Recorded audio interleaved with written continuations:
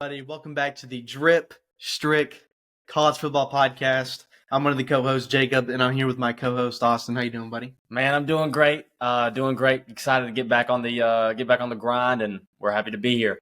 I know we left y'all in the dark for a little bit. We both, got caught up with schoolwork, life. We got caught up with life, but we're back now. After our last post was in December. I think was it the vlog that was the vlog came out in January. Yeah, go check that out, by the way. Last time we did the podcast was like December 15th. I just checked, so yeah, it's been a minute. Yeah, but we got a lot to talk about this episode, especially since we last talked to y'all. I don't even think we talked about the Natty. Oh, no. We didn't talk about the Natty. Shout out to Michigan, though. Just well-rounded team. They played great. So shout out to Michigan for winning the Natty. Yeah. But we got a lot of off-season stuff to talk about. Yeah. Mainly, number one, Nick Saban. Definitely, not arguably, the greatest coach in college football history. The GOAT. Retires. And, legendary career for Nick Saban. Shout out to him.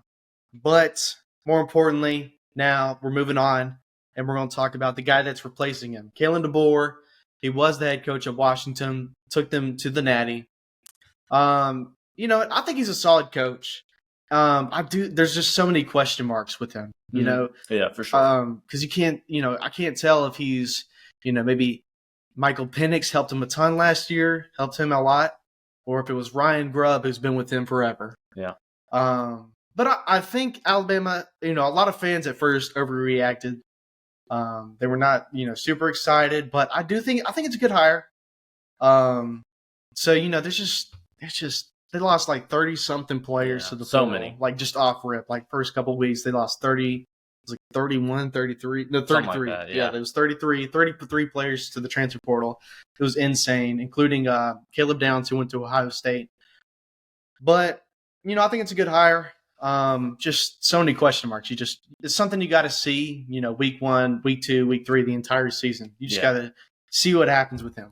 Yeah, 100%. I mean, Nick Saban, the GOAT, the greatest of all time. It's undisputed. There's no, you can't rival it. Nick Saban, what he's done in the state of Alabama, in the town of Tuscaloosa, the home of the Dripp Strick podcast. We're in Tuscaloosa. I mean, what he's done in this city is it's unbelievable what he's done. And yeah, we're not Bama fans, but we're gonna miss having Nick Saban around, the GOAT, undisputed. But Caleb DeBoer, like you said, he brings a lot of excitement. I think a lot of people were going to transfer no matter who the upcoming coach was. They could have got Dabo. They could have got Lane Kiffin. I think a lot of people would have been dipping out of Tuscaloosa. So, they can't really blame Caleb DeBoer for that. A lot of people came to play for Saban and win national championships under Saban. But yeah, it's just, I think it was a good hire. He brings a lot of excitement, like you said. But Michael Penix, a little bit of question marks of what he can really bring. He had Michael Penix last year, Dylan Johnson. just unbelievable receiving core. But he's always been a very offensive guy in Alabama. Alabama's going to have some great offense with Texas, Oklahoma coming to the SEC, and they're going to have to score a lot more points than their other teams. I think the defense is going to be there no matter what. But I think it's going to be very exciting. Kalen DeBoer's first year. I look forward to it. I don't know. There's a lot of question marks for what's going to happen, but we'll see. But I think Kalen DeBoer was a good hire overall. Yeah, in terms of people that they could have hired, he's probably the best option. You could have got Dabo maybe, but he's just so far behind right now. Yeah. He doesn't let people transfer in. And then people were thinking Sark maybe would leave Texas, but he's building the national championship team over there. Yeah. No way he leaves. Lane Kiffin, was also on the table. That's who I thought it was going to be. I thought it was going to be Lane Kiffin. I thought that's why Lane Kiffin didn't take the Auburn job last year, was because he was waiting on the Alabama job to open. But it was Kalen DeBoer. I think it's a good hire. Yeah. But we're just going to have to see. Yeah, for sure. Next up, we just got some smaller news. Chip Kelly is leaving UCLA. He was the head coach there for forever. But he's going to Ohio State as their offensive coordinator. Kind of a weird move. I don't know what to really say about it. Like you go from being a head coach to an offensive coordinator, but you're at one of the best teams in the country as the offensive coordinator. Yeah. So it could be, I guess, a lateral move or a step down to maybe get a bigger step up. But I don't know. We'll see. Yeah. I was honestly really, really surprised. It's really weird with that. I mean, like leaving UCLA where, you got that great fan base. Like you said, he's been there for a while now. And to be go back to being an offensive coordinator, just like it's wild to me. But obviously, Ohio State got a lot of money. Ryan Day really wants to win a national title. And so, he can do that with Chip Kelly. I just thought it was just so weird. I did not see coming. It was straight from left field. But hey, great for Ryan Day. Yeah. One thing I did hear, though, is I heard that Chip Kelly just did not want to deal with recruiting, NIL, all that nonsense. And you kind of saw that at UCLA. He wasn't pulling in crazy recruiting classes. And now with NIL in effect, he doesn't like that stuff, I guess. Yeah. So he just wanted to be a football coach, and I guess offensive coordinator at Ohio State's perfect for him. Yeah. But yeah, and then today, actually, the 14-team playoff was discussed, introduced, proposed. I don't know. I mean, we're not even in the 12-team playoff yet, and we're already talking about 14 teams. I thought it should have went from 4 to 8, but we went from 4 to 12, which I'm not mad about. I think 12 is good, but we're talking about 14, and what they want is 3 Big 10, 3 SEC, 2 Big 12, 2 ACC, 1 Group of 5, and then 3 of like the more winning teams, But I just think it's stupid. We're already talking about 14 for 2026. I think 12 is the perfect number. You have the winners of each conference in, and then the rest is just they're duking it out. Yeah.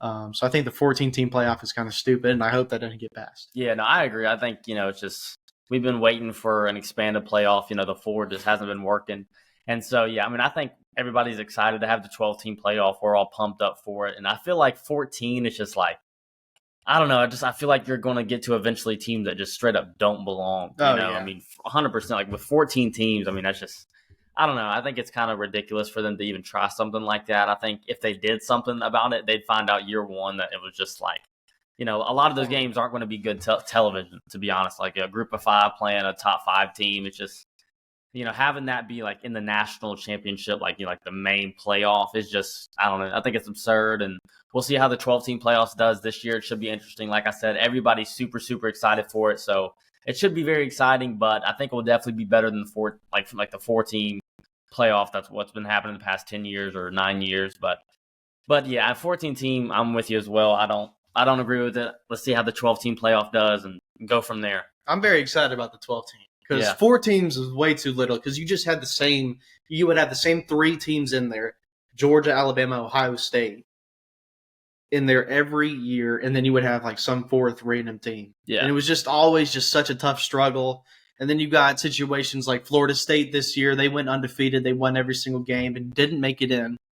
So I think this 12-team will fix a ton of stuff, and I think it's going to be great. I'm really excited. And you also give those smaller teams like Tulane, James Madison, these smaller teams that it's harder to get into 4 teams. Yeah, gives them a better chance into the playoff.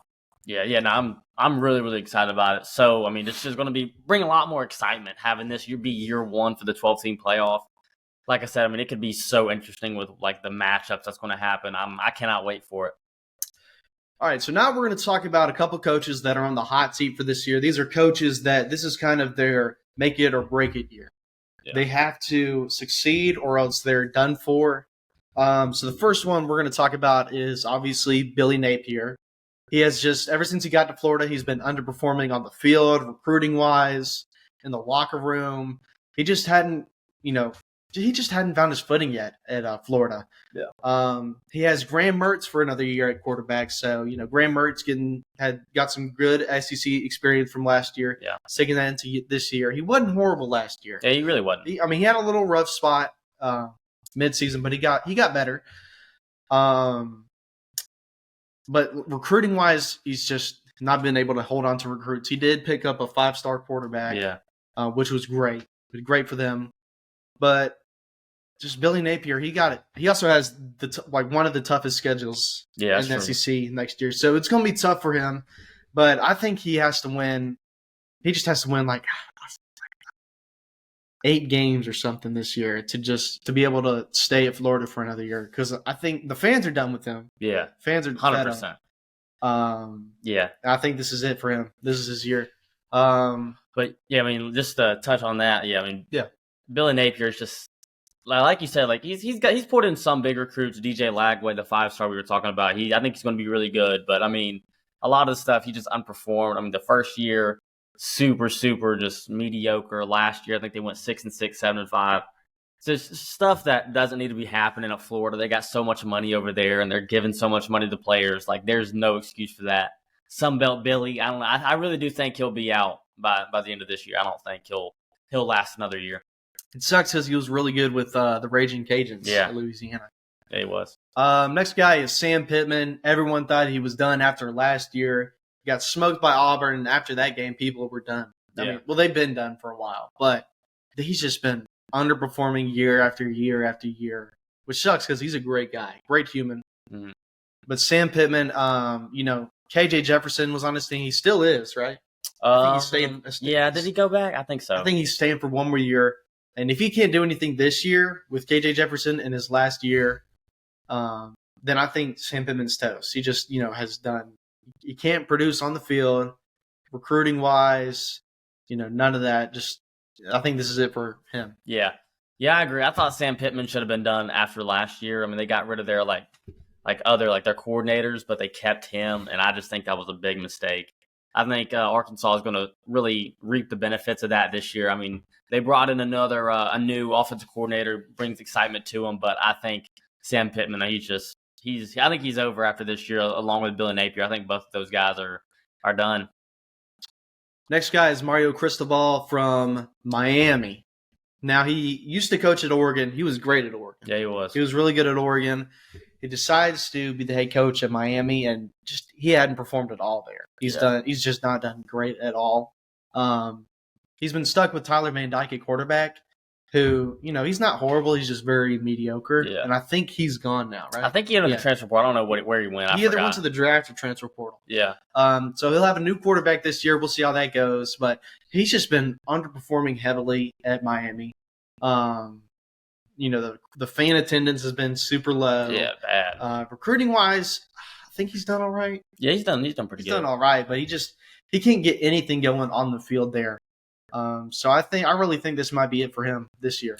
Yeah, no, I agree. I think, he was so good at Oregon, and the move to Miami was so weird to me. They just gave him a lot more money, and, money talks to football coaches. So, Mario Cristobal going into his third year, he's going to have to really, he's probably going to have to go 8-4, 9-3 to keep his job. They're giving him way too much money to be this bad.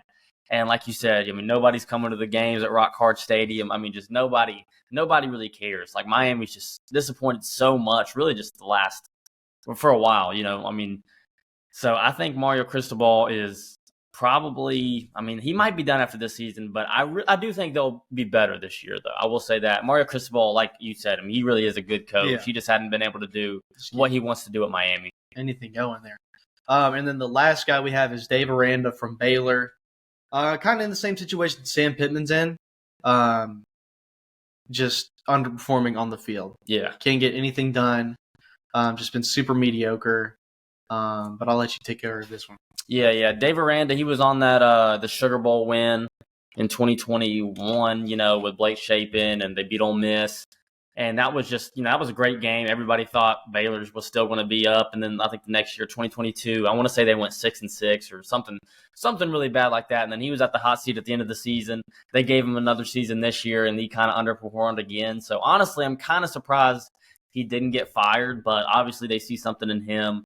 I think he's brought in a few good recruits, or been messing around with the transfer portal. So, I think he's just a name to kind of throw around. We'll see if he stays, but he's definitely going to have to get a whole lot better for sure.